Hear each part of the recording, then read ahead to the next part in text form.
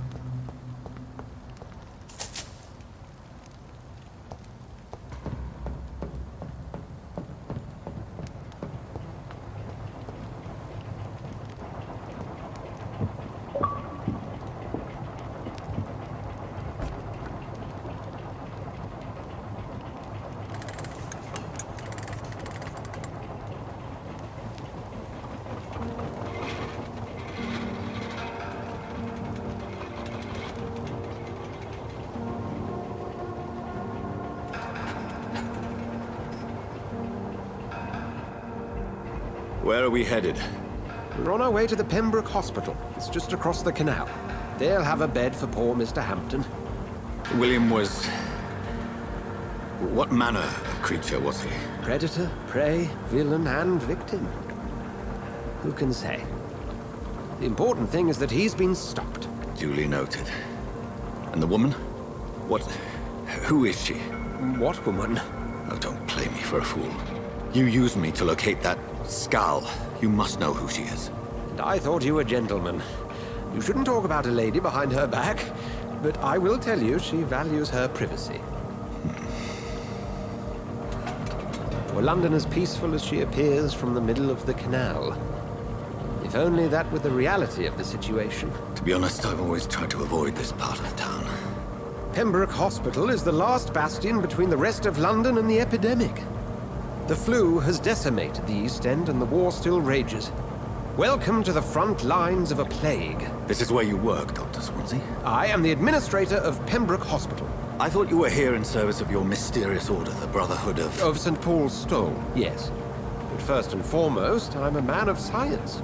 A physician, like yourself, Dr. Reed. How do you know who I am? No need for modesty. You are Dr. Jonathan Reed. A surgeon of some caliber and renown, if I'm not mistaken. You are correct, sir. I knew it! I had my suspicions. But when you took the blood sample from the corpse of poor William, I was certain. Dr. Reed. Marvelous. Have we met? I attended 3 of your seminars before the war. I have the utmost admiration for your research. And what a turn of fate. England's most esteemed blood specialist returns to London a vampire. That word, again, from a so-called man of science. I understand. Traditionally, the role of science is to refute myth, but when myth walks among us, the Brotherhood of St. Paul has dedicated its purpose to their study. There's so much for you to learn. Of that, you are right. Well, then let me be blunt. Join my staff at Pembroke Hospital. As a physician. I suspect you'll not find a better post of employment to contemplate your predicament. This is sudden. I was returning home to see my sickly mother. But alas, that was before contracting this... affliction. Dr. Reed. Take a moment to consider. The post would be for the night shift, providing a good explanation for your absence during daylight hours. You'll be adequately reimbursed, and have a place to hide. I even had the forethought to bring some clean clothes. So, what do you say? It seems I have little choice, but yours is a generous offer, so I thank you. Brilliant! Oh, Jonathan, this is one for the book, and the beginning of a beautiful friendship.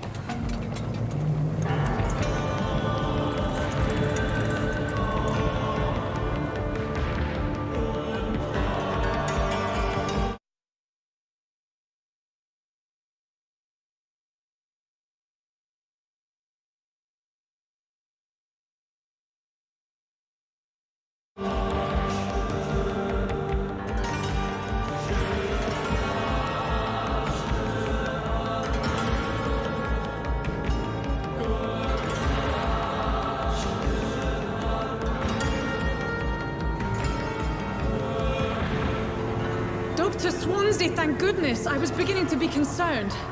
Worry no more, Nurse Crane, for I bring good news.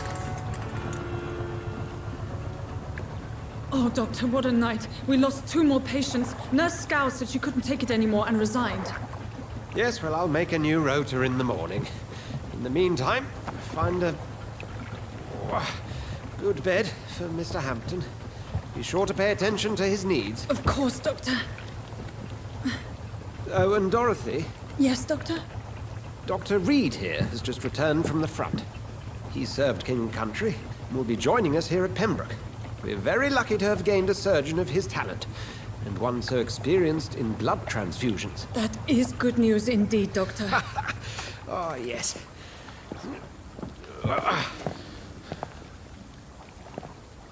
Here at Pembroke, it's not what we have, but what we haven't. It's only thanks to Nurse Crane and the staff that our ship doesn't sink. If you have any questions, just ask her. Duly noted. Thank you. Your assistance is required, Dr. Swansea, immediately. Welcome aboard, Jonathan. We'll catch up after my rounds. Coming, Nurse Crane. I'm coming.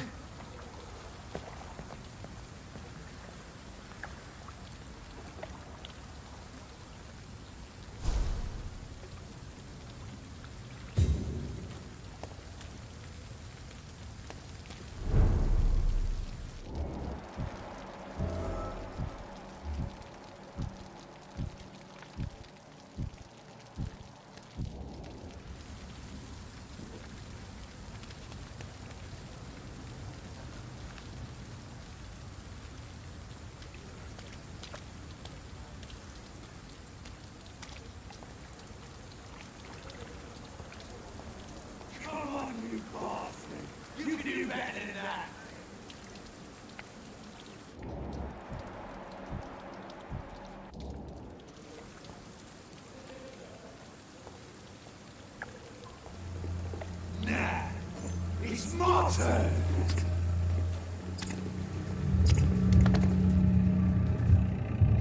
Rotten or pristine, each heart contains the seeds of life. Drink at this river, try it all.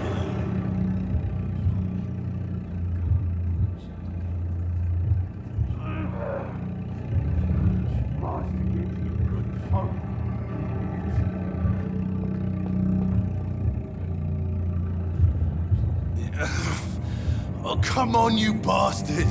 I won't bite. Sir, please. You've lost too much blood. Calm yourself. You think I didn't notice? Stop your staring and get me to an hospital, you arse!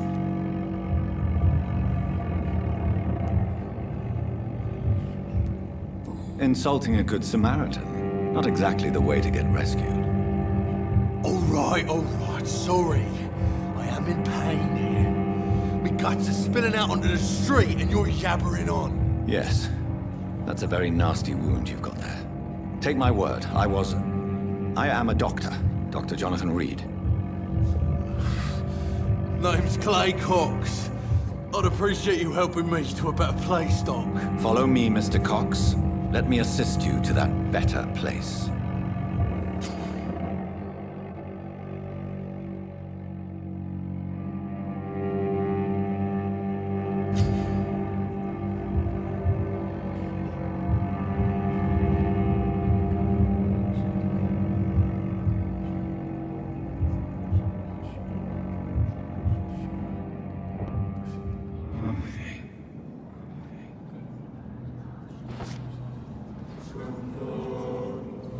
Bring this fading light into the shadows.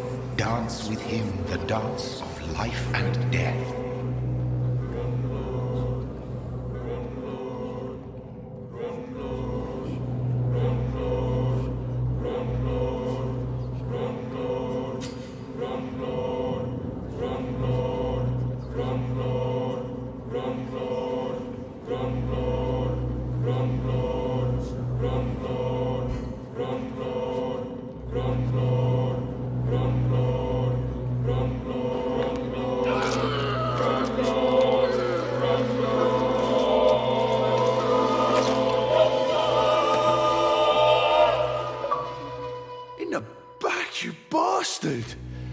Didn't have the guts to fight me.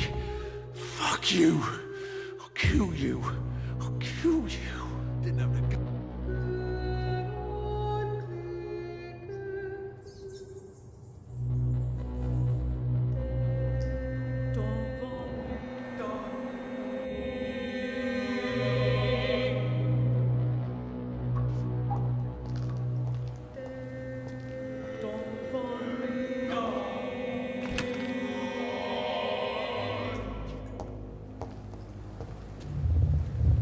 To taste a life, to embrace its most intimate secrets. Such a burden, such a divine sin.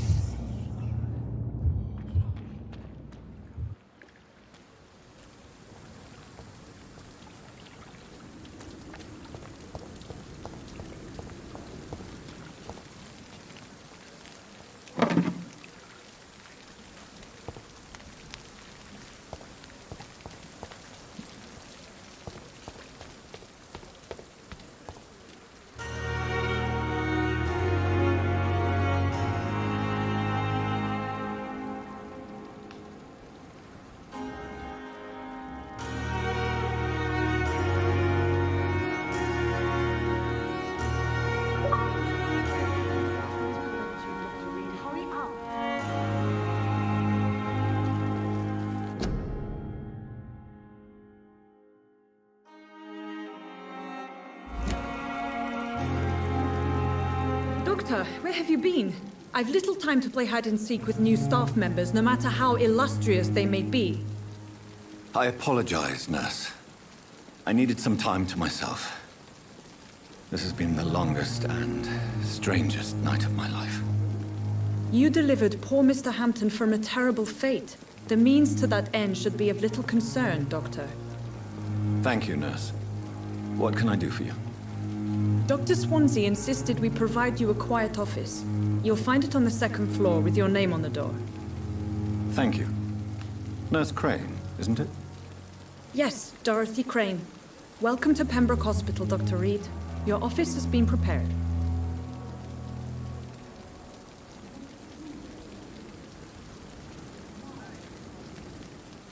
I would like to ask a few questions first.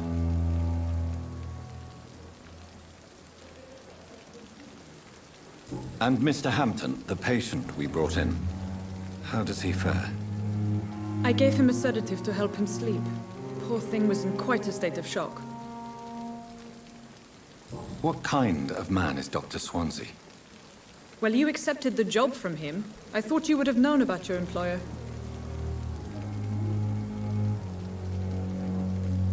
It's right to assume Dr. Swansea knows far more about me than I do about him. You'll get to know him soon enough, and better than me. The administrator has better things to do than mix with us. Apologies, I've only just met him the once. This is sudden. I've only just returned to England. Dr. Swansea is a brilliant surgeon and the most compassionate physician.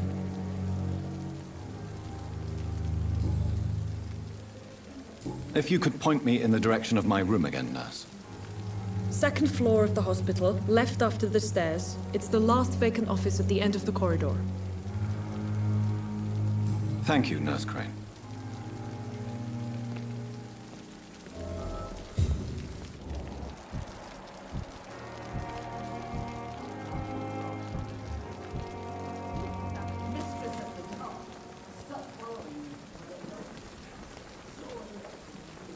Good evening, sir.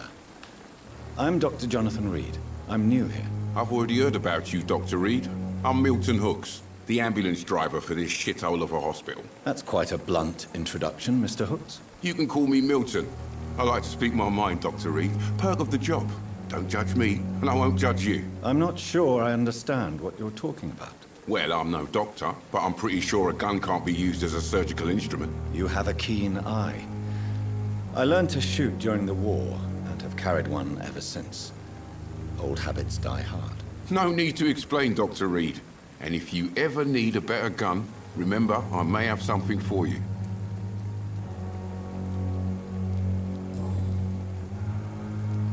How is the situation around here? You want to hear the situation is all right? It's fucking awful. We lack everything, and it's getting worse every day. So what do you do exactly in this hospital? Apart from smuggling guns, I mean. I've been an ambulance driver since... too long, I guess. I bring sick people here night and day. It's a dirty job, but I get it done. Most of the time.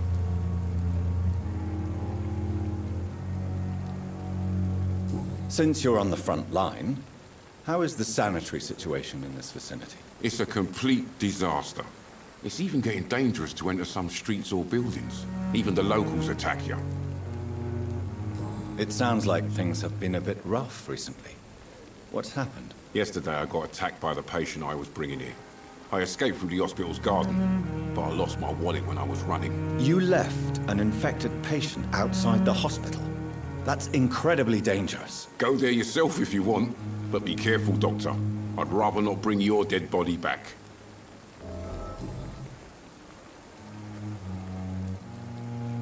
Are you really smuggling weapons through the hospital? And why not? I've already been attacked by patients, you know. And by gang members willing to steal my money. But you're not defending yourself. You're selling guns to civilians. You keep people alive your own way, Doctor. I offer them another way to protect their health.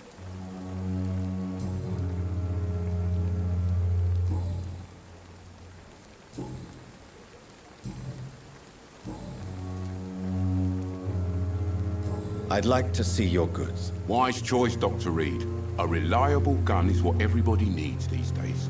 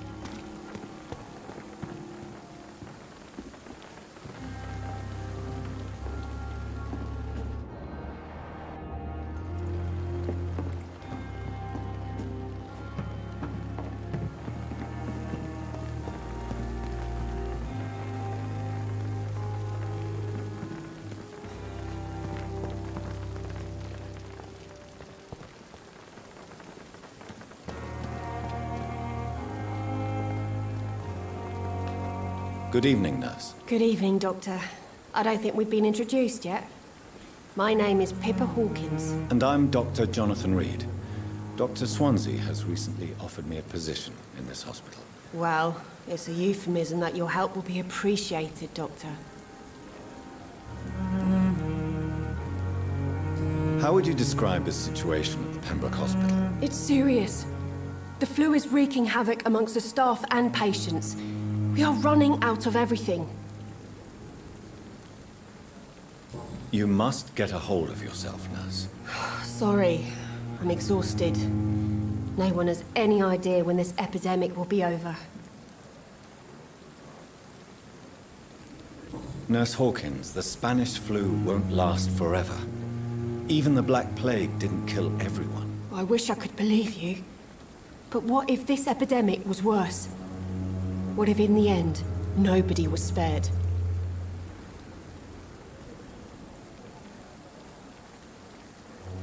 Do you need medical help yourself, nurse? I'm fine, really. I just need to sleep.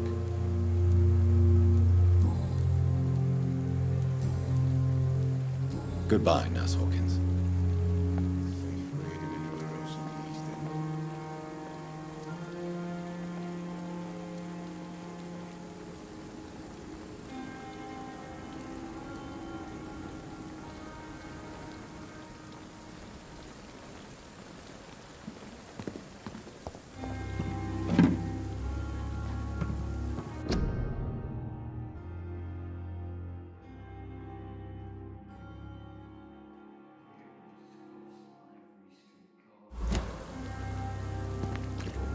Dr. Swansea is right.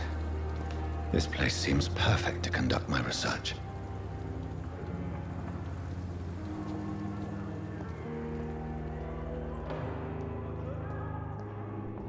You're gonna be fine.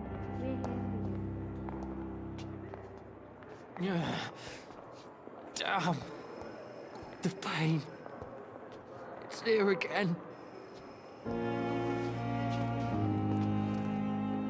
Good evening, sir.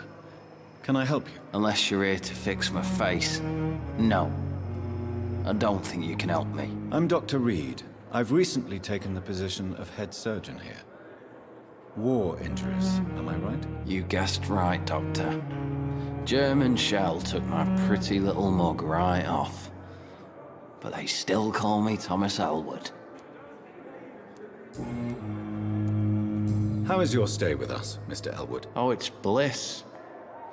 I just escaped death in the trenches to be surrounded again by the moans of the dying. Can I ask you precisely why you're a patient here? It's the pain, sir. The drugs don't work. It just hurts under the scars, if you get my drift. Can I do anything for your pain? Nurses gave me a bunch of pills. No effect. Told you. It's like the flames are under my skin, burning away. Who is treating you? Is someone in particular looking after your case? Nobody since the old and tired doctor spoke to me. Started to think I was forgotten about. Wouldn't blame you. You don't seem worried by that. My face hurts so much more when I smile or cry. I've learned it's easier not to speak. But be assured I'm smiling inside.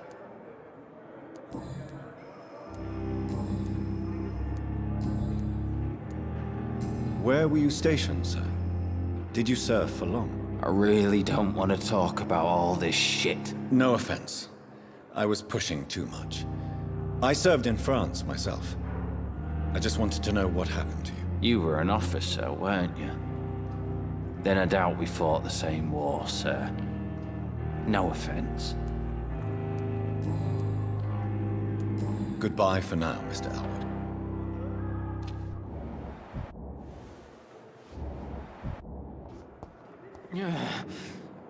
Damn. The pain. It's here again. Good evening, sir. So it is true. The famous Dr. Reed has joined us. I can't think of any better news during these terrible times. Do we know each other?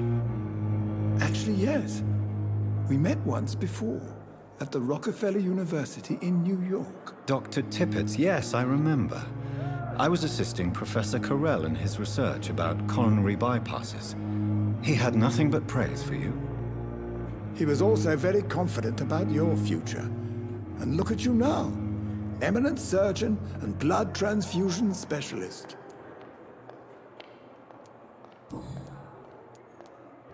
What is the Pembroke Hospital situation? And please, speak freely.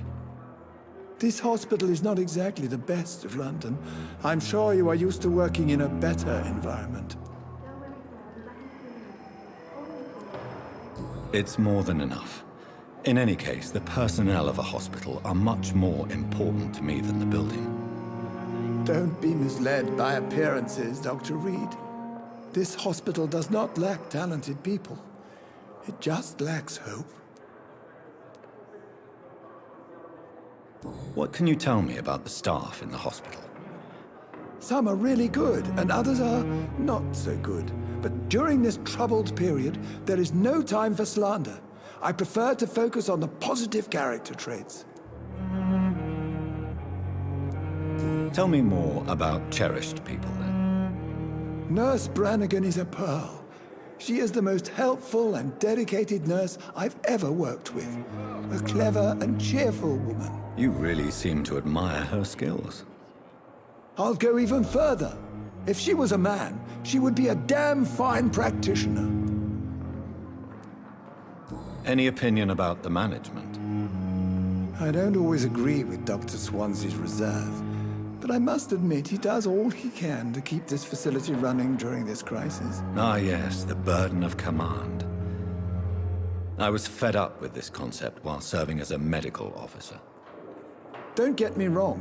Swansea's a good administrator. I just wish he would get out of his office down again.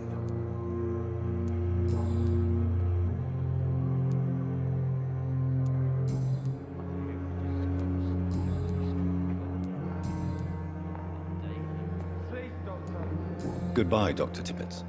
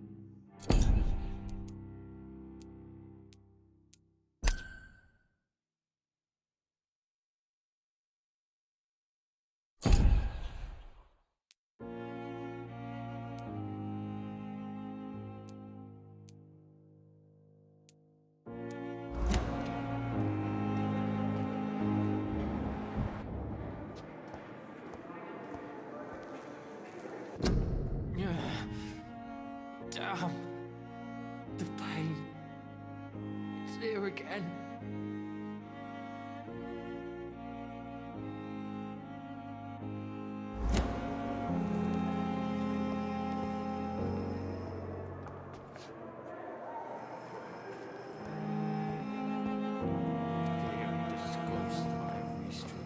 Good evening, miss. I'm Dr. Reed, the new surgeon at the Pembroke Hospital. And who are you? Your name has no meaning to me, mortal. You're nothing but dust blown by the winds of eternity. I beg your pardon. What are you begging for, mortal? My clemency? Well, tonight maybe I'm inclined to mercy. You'll never forget the night you met Thelma Howcroft. You keep calling me mortal. Why is that? And if I'm mortal, what are you? Well, Dr. Reed, if you must know, I'm a vampire. Do you require my services, Miss Howcroft? I have no need for your medicine, Dr. Reed. Blood is the only drug I need. And why do you believe you're a vampire? I don't need to believe anything. It is what I am. It is what I feel within this hollow shell of flesh. Please, describe to me how you feel. What is it like to be a vampire? I can hear my body crumble from the inside as my flesh cracks and fades. I sense the last pulse of postulant blood within my drying veins. I need new blood.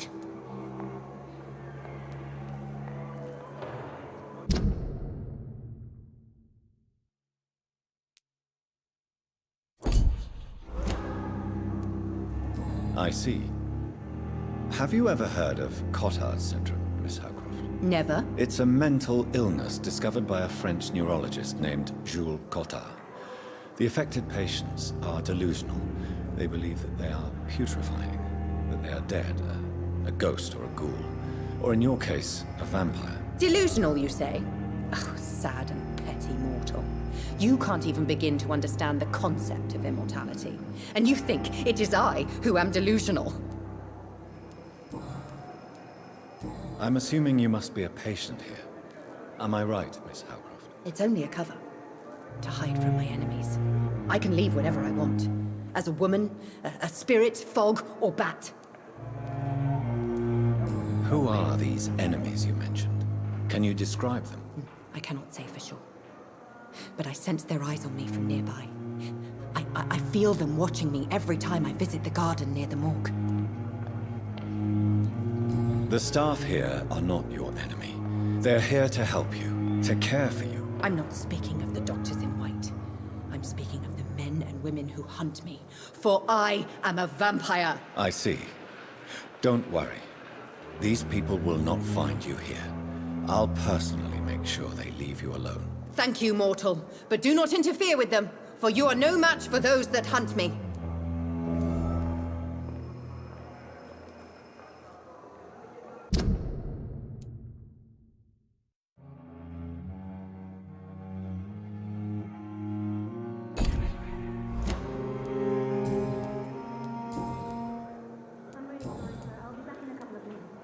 Who are you really, Miss Howcroft?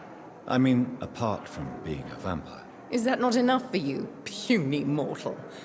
What do you require? Proof of my powers? I'm curious to know who you were before becoming a vampire. It was such a long time ago, I don't remember. Centuries of unholy life can have strange effects on one's minds, you see? I'll leave you, Mistress of the Dark, to your nocturnal activities.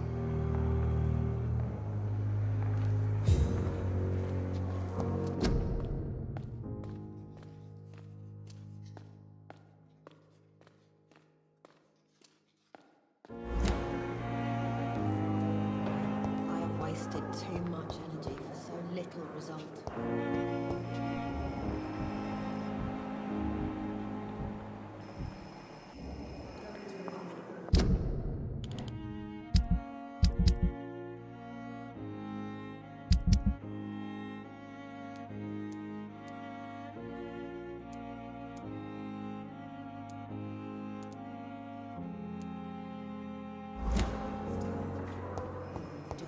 Thoughts in your heart. My blood and soul, they belong to you now. The life running in your veins. This dead flesh needs it. Oh, please spare me, Dark Queen. Spare your obedient slave.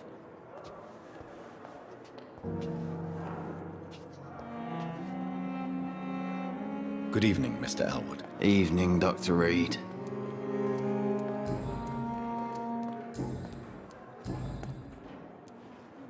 How close are you to Miss Hawcroft? Are you aware that she thinks she is a vampire? To wait for her next nibble is the best reason to stay here. Every time she approaches my bed, she treats me like something tasty. A normal person. Aren't you afraid? She may hurt you if the game goes too far. She's quite harmless, I can assure you. Her head's broken inside is all. While I'm busted on the outside. But she's still beautiful. Living proof that there's hope for me.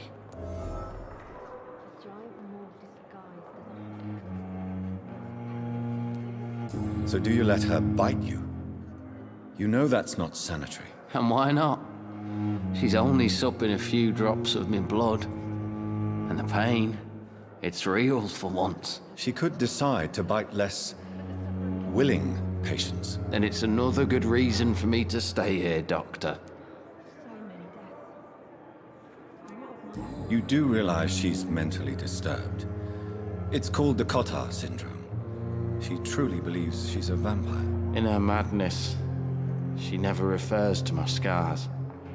And frankly, if I could, I'd join her world. It seems much more fun than the real one.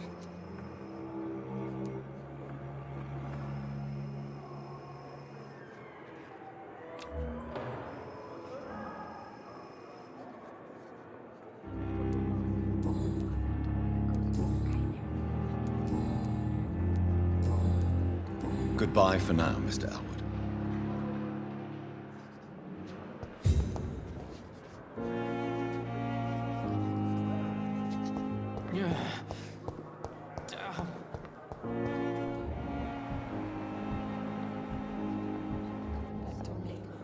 But the suffering continues.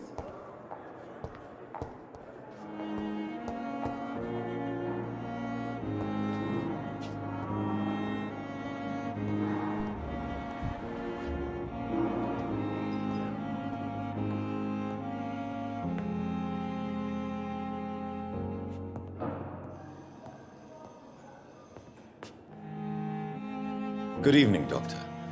I believe we're going to be working together. Dr. Reed. Dr. Swansea informed us of your arrival, but I could not dare to believe we'd have such good fortune. Such an honor, sir. Thank you. And you are? I am Thoreau Strickland, Dr. Thoreau Strickland. I'm a great admirer of your work, Dr. Reed.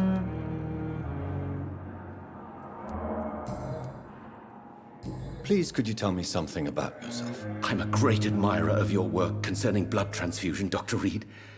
I run my own experiments. I'm convinced it's the future. What made you choose to be a doctor? I'm not ashamed to admit you and your work have inspired me. I am honored to have the opportunity to work by your side.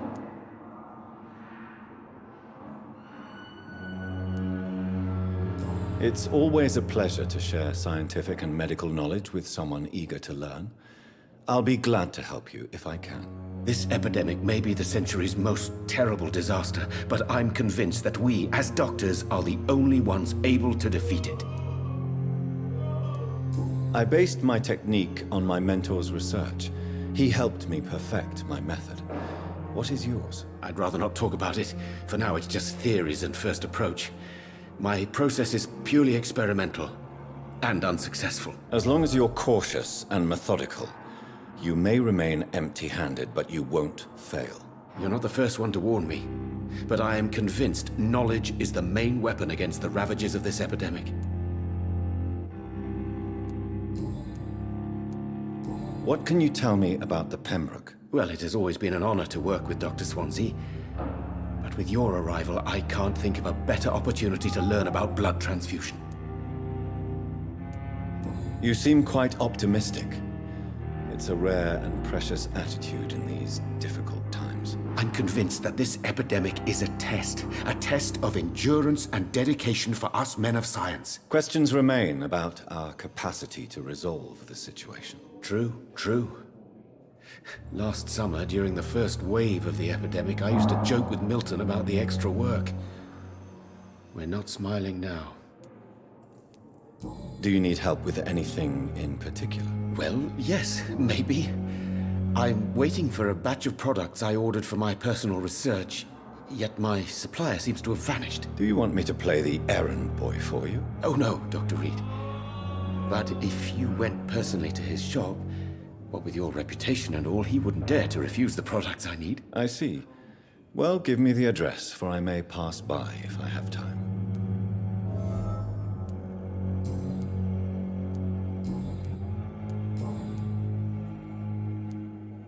Tell me more about your willingness to experiment with new medical techniques. Harvey Fiddick is a patient suffering from a severe injury that could cripple him if not treated correctly. I'm convinced your blood transfusion technique could help him. What is it you really want? To save him, or to prove your point? Fair question. I want nothing but to save my patient, Dr. Reed. Especially since I know Mr. Fiddick's story.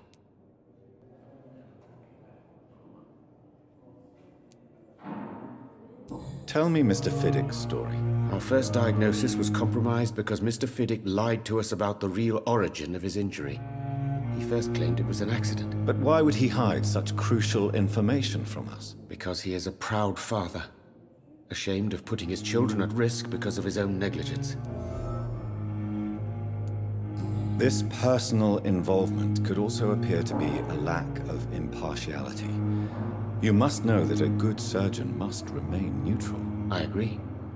But that does not excuse Dr. Ackroyd's behavior, a man who did not even take time to converse with his patient. Do you think keeping his distance was a mistake? All I know is that I'm taking care of human beings with desires, hopes, and fears. Not some biological machine comprised of blood, bones, and flesh.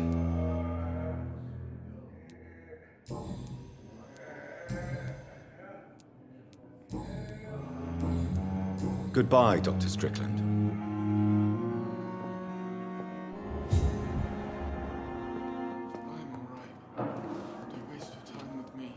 What can I do for you, Doctor?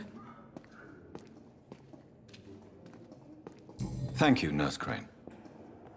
I will not let you down, my boy. I'm so tired. Will this shift never end?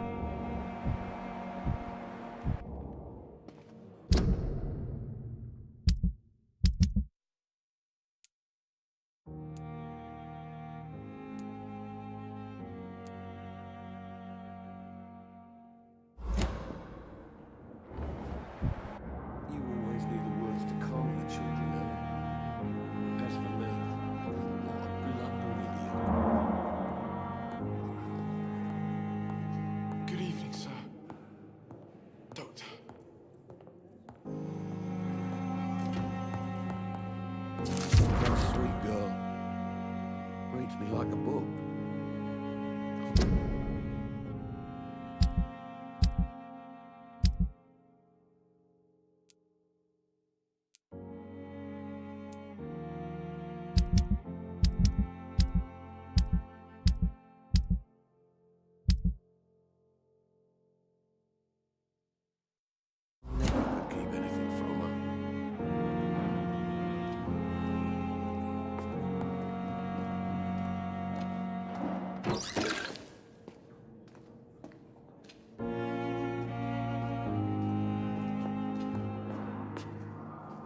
You always knew the words to calm the children, Ellen. As for me, what a blundering idiot.